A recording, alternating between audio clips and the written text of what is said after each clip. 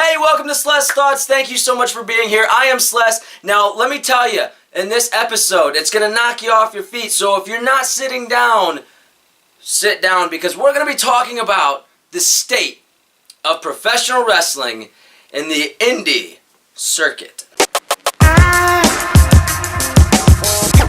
Yo, yo.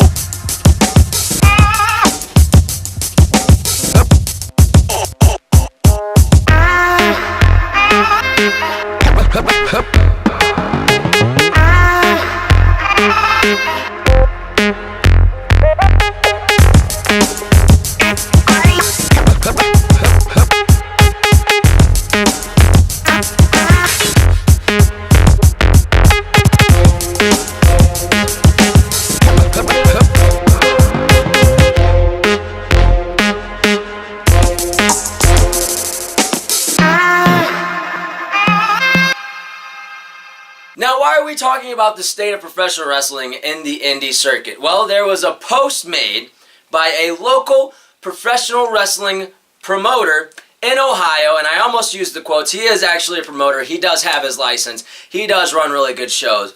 But sometimes he posts things that rub myself and other actual professional wrestlers the wrong way. He posted that a wrestler should take 12 bookings at $75 a pop and make $900 instead of doing one show and making $200. Now, before I get into the reason that this is wrong, let me ask you this.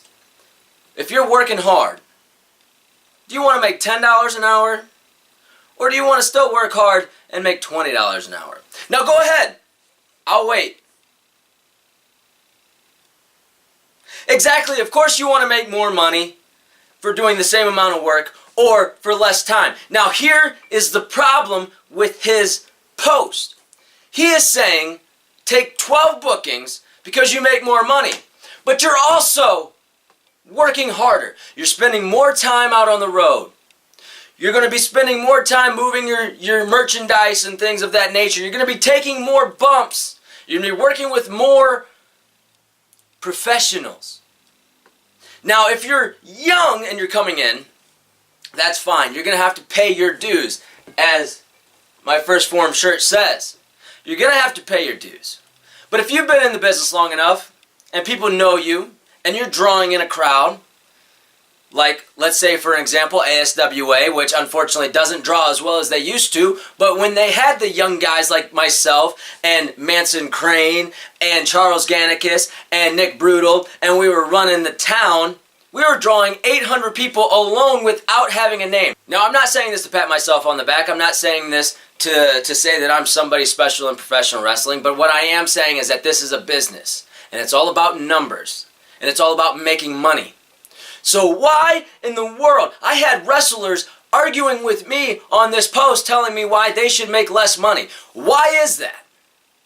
It's because we have devalued ourselves as professional wrestlers and the product of professional wrestling in a whole. We have devalued ourselves. Basic Economics 101. Supply and demand. There are way too many wrestlers out there and not enough demand for those kind of wrestlers. Now, there's a demand for wrestling. There is a demand. There's a demand for good wrestling.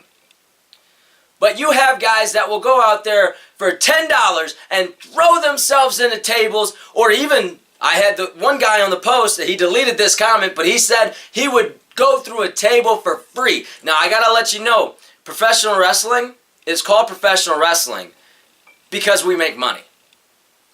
And once you stop accepting money, it turns into a volunteer. You're now a volunteer. You're volunteering your time. You're no longer working. You're volunteering your time to go through a table, to break your bones. If you don't see what I'm saying, then I can't help you any more than that. You probably should turn off this video because you're not going to get help. But what I'm saying is that promoters nowadays have the option to have somebody who says they're going to go out there and have an amazing match and throw themselves and do this and do that, which wrestling is not that. and I'm going to get to that in a minute. But you have these guys that are going to go out there and they're going to get a reaction from the fans because chaos causes a reaction. You know, and we love to see chaos. When you drive past a car accident, 9 times out of 10, you're going to look at it and try and figure out what happened and is the body still there if somebody was hurt or whatever. You're going to look at it because it's just hard not to. But that doesn't mean you're going to enjoy it. That doesn't mean that you're going to try and go back and look for another car accident. It just means that you looked at it. So what I'm saying is we have professional wrestlers that are going out there for free or to make $10 and a handshake and maybe a hot dog, if you're lucky, and killing themselves. And the promoter's going to book them because they know that that chaos is going to entertain the crowd for that night. But they also know that once that wrestler is gone because he can't work anymore, and I say that term loosely, he can't work anymore because he's killed himself for those $10. He knows he's got 12 more guys that he can pay $10 to, and he's just going to keep recycling them. Why is Vince so big? Everybody wants to say Vince cornered the market. Vince took all the money. No, Vince is big because he actually invests in his wrestlers. Jeff Hardy, as far as I know, now I don't get into all the gossip and all that good stuff about wrestling or in general, gossip in life, but Jeff Hardy, who went into rehab once again, and I'm not saying anything about Jeff Hardy as a person because I don't know him as a person. All I'm saying is that when he went into the rehab this last time before he came back to wrestling, Vince paid for it. And sorry, I shouldn't say Vince. I don't know him personally. I've never met the guy. So, Mr. McMahon, I got to be respectful. Obviously, my grandmother raised me much better than that. But Vince McMahon paid for Jeff Hardy to go into rehab, to get help. Why would he do that? Obviously, because he's a nice guy and he cares. But also, too, because he knows that Jeff Hardy is money. And he's going to invest in the guys that he needs to keep around. And why is Jeff Hardy so money? This is off topic here. But why is Jeff... Well, it's actually kind of not. It's actually why another reason why professional wrestling is in the state that it's in. Jeff Hardy is so much money because we don't have young guys that can get the attention of the fans like Jeff Hardy could. And Jeff Hardy can. Because we don't know how to work anymore.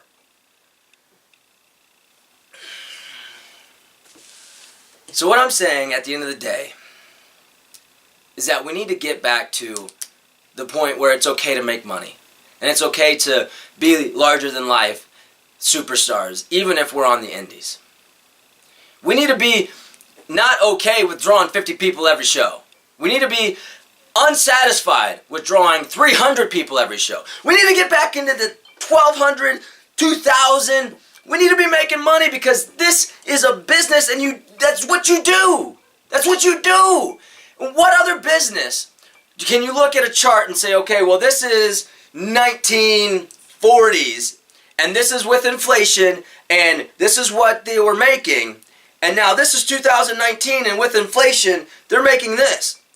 No other, if you look at commercial roofing, you're making more money than you were back in whatever the 1940s when they used to do roofing. You're making more money if you look at personal training. You're making way more money than you used to make when you first became a personal trainer. And I remember being a new personal trainer and giving my stuff away, giving my sessions away, giving my knowledge away, but only so I could build my portfolio so eventually I could charge more. That is the only time. Or if I needed to do a sale to get more people in quicker or something like that. But that is the only time where I devalued myself. And I didn't devalue myself in what I gave to them. And I don't do that with wrestling now. I still have promotions where I want to work for that I think have really good quality, that have really good production quality, or I see that they touch a lot of people so I can get in there and get views. I can get more people to follow me to see what I'm all about, to see what the Sless brand is. So yes, I will not devalue, I will come in at a discount for a certain point. And then eventually, I go back up. And every year I have gone up in my prices. And every year I have bettered myself. And every year I've come up with ways to be more unique. More unique is a good term. I'm not going to go any further than that. More unique than everybody else. So if we want wrestling to get back to where it needs to be, we need to understand that it's okay to make money. It's okay to ask for more. Now, if somebody doesn't pay that, then that's fine. Don't work with them. I mean, let's be real here. Bret Hart, one of the best wrestlers ever, said, Vince, this is how much money WCW is going to charge me, or pay me for. And you know what Vince said? It costs too much, man. I can't hang. It costs too much. Not saying that Bret was any worse of a wrestler. Just saying, go make your money, bro. Because this is a business. It's professional wrestling. Professional means that you make money. You get paid for it. And until we understand that fact, wrestling's going to be in the crapper like it is right now, and people aren't going to come. Another reason why professional wrestling is so terrible right now, and more and so in the indies, obviously Vince is doing his own thing, and I'll get into that too, don't worry. I'm going to explain why Vince is making money, and why he has been hand over fist, and why nobody is going to get close to him. But right now, the indies are so trash, because when somebody goes up to their friend and says, hey bro, guess what I did this weekend? I went to a professional wrestling show. You know what the first thing they say? You know what the first thing is? Oh, that WWE shit? That fake shit? Nowhere else in entertainment do you hear that. Nowhere else. Somebody says, hey dude, I went to a concert and I watched so-and-so. Let's say Britney Spears, because we all know that she lip syncs every now and then, more so than not, and that's fine. Because we're paying to see Britney Spears, right? If that's your thing. Or whoever. Nobody says, oh, you went and saw so-and-so? Did they lip sync that fake shit? Nobody goes to a movie and says, hey bro, check out this movie that I just watched. It was such a cool movie. They're like, oh, that's awesome. What was it about? Tell me about it. They don't say, oh, that fake shit. Nowhere else in entertainment does that happen except in wrestling. Now, I will say this. It's kind of getting cool to be into wrestling now. It's getting cool to be into all this stuff right here. Like superheroes and shit now. That's cool, right? But until we change that stigma of, oh, wrestling is for kids. And everybody that I talk to, more so on the indie circuit, the people that are like, wow, that was actually really surprising. I haven't watched wrestling in forever. The last time I watched it was when I was young, when I was a kid. That's fine, because that's what the WWE is tailored to. It's tailored to kids. But we have so much more to offer than that. Than just entertaining the kids. We can entertain everyone. And I'll touch more on that later. But what I'm saying here right now is that we need to get back to where it was like professional wrestling. Oh, cool. Who is wrestling? Ric Flair and Dusty? Oh, I bet that was amazing. That's what we need to get back to, people. That's what I'm talking about right now. That's another reason why we're in the crapper. And I'm not going to go too much into this anymore, like, because this is enough right here. I mean, I could talk all day on just those two things, but one final thing that's stopping us from getting to where we need to go in professional wrestling and getting back to the big thing, everybody says that Vince has cornered the market. Vince hasn't cornered the market. Vince is outside of the market. Vince, that's why he brings in all the celebrities. That's why he does the things that he does outside of the reality TV shows, Miss TV, Bella Twins, the Total Divas. That's why he does it, because he's outside of the market. He knows that people like reality. He knows that, so he gives them reality TV shows. He knows that people like boxing, so he brings boxers in. He knows people like UFC. And who is the hottest thing out right now other than the man? Ronda Rousey. So, we need to get out of this, we need to market to professional wrestling fans. The 20% of everybody else. Because yes, if you're on that 20% of the people that go to the indie shows consistently and watch the Facebook live posts and all that good stuff, which thank you so much for supporting indie wrestling. If that is you, I'm not saying anything bad about you, but I'm saying we need to entertain you and then go bigger. And understand that. So when I started personal training, And if you guys don't know, I am a personal trainer. Go ahead and look me up, Train with Sless. SlessIsMore.org. It's got everything in it. Sorry. Now, when I started that, I can't just say, hey, I train everybody. I do. And that's the thing. I have trained high school athletes to professional athletes, people that were in the WWE that are not right now, but they were. I've trained normal everyday Joes and the top of the top, okay? But I can't just say, hey, listen, I do everything. Because nobody's going to care. I got to hit them where it really matters. Like, hey, I train everyday men and women, and I help them feel great, look confident, or feel confident, look great. I'm getting too heated right now, and I'm switching my words. And be the best version of themselves that they can be. Or I'll say, hey, listen, parent that wants their kid to go to college, I train professional athletes. I know how to get them there. And I tailor myself to what they need. I'm not lying to them, because I do know that, but I show them that I'm the solution for them, the specific solution for them. Because that's how you talk to people. That's how you get people emotionally invested. So we need to get out of this mindset of just focusing on the internet professional wrestling fans and get to the real people. You don't understand how many times I've had somebody come to me after a show and say, bro, first of all, once you guys came out, the level of just the whole level and feel of everything rose. You don't know how many times I've had somebody come up to me and tell me that.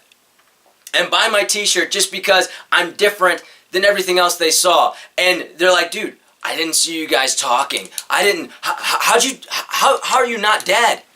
It's like, bro, because I'm a professional athlete. I know what the hell I'm doing, first of all. Second of all, we don't talk. I don't need to talk. I go out there and I punch people in the face and I get kicked in the face. And yes, I'm messed up. I've got scars. I've got bruises. My nose.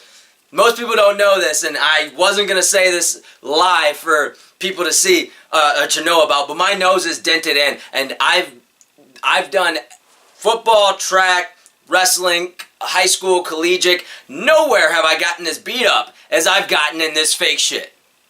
And part of it's because people come in and they don't know what the hell they're doing, and you have to trust them, even if you don't know them. And that's a whole nother story. That's a reason why we shouldn't have so many wrestlers in the business in the first place, is because of people that don't know what the hell they're doing. But my nose is dented because it's a real thing, and you can seriously get hurt. More people have died in the wrestling ring than on a movie set. I'm just saying, can we be honest? Let's be honest. So what I'm saying here, guys,